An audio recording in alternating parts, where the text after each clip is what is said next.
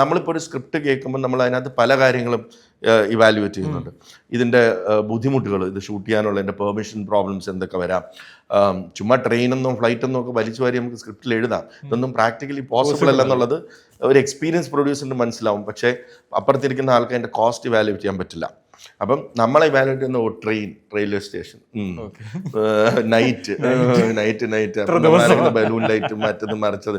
നമ്മൾ ഓരോ സ്ക്രിപ്റ്റ് കേൾക്കുമ്പോഴും അത് മനസ്സിൽ നമ്മുടെ കോസ്റ്റും കൂടെ ഇവാലുവേറ്റ്. നമ്മൾ ചിലപ്പോൾ കഥ ഗംഭീരമാവുമ്പോൾ ഞാൻ ചിലപ്പം റൈറ്ററോട് ചോദിക്കാറുണ്ട്, ഗംഭീര കഥയാണ്, പക്ഷെ ഇതെങ്ങനെ ഷൂട്ട് ചെയ്യും? അപ്പൊ അവരും ചിരിക്കും, അവർക്കറിയാൻ കാര്യം. അപ്പൊ ഇതെങ്ങനെ ഷൂട്ട് ചെയ്യും, ഇത് എത്ര തീരുന്ന നിങ്ങളുടെ ഒരു കണക്ക് പറഞ്ഞ് ഇത് എത്രയും തീരുവെന്ന് പറയുമ്പോൾ അപ്രോക്സിമേറ്റ് ഒരു കണക്ക് പറയും. നടന്നത് തന്നെ, ബിക്കോസ് ദാറ്റ് ഈസ് എക്സ്പീരിയൻസ്.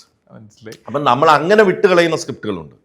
ഇത് നല്ല സൂപ്പർ കഥയായിരിക്കും, പക്ഷെ ഇത് പ്രാക്ടിക്കലി പോസിബിൾ അല്ല എന്ന് പറഞ്ഞ് വിട്ടുകളയുന്ന സിനിമകളുണ്ട്. അത് പലരും എടുക്കാൻ ശ്രമിച്ച് പകുതി വഴിയിൽ നിന്ന് പോയ കഥകളുമുണ്ട്. അപ്പൊ അന്നേ ഞാൻ അത് ഡയറക്ടറെ പിന്നെ കാണും, എന്തായി, അല്ല സാറേ അത് ശരിയായില്ല, അത് ഞാൻ അന്നേ അത് പറഞ്ഞല്ലേ, അത് നിങ്ങൾ എഴുതുമ്പോൾ നിങ്ങൾ ക്രിയേറ്റീവായിട്ട് ചിന്തിക്കുമ്പോൾ പല കാര്യങ്ങളും നമുക്ക് ചിന്തിക്കാം, പക്ഷെ അതിന് പ്രാക്ടിക്കൽ ആണെന്നും കൂടെ നോക്കണം.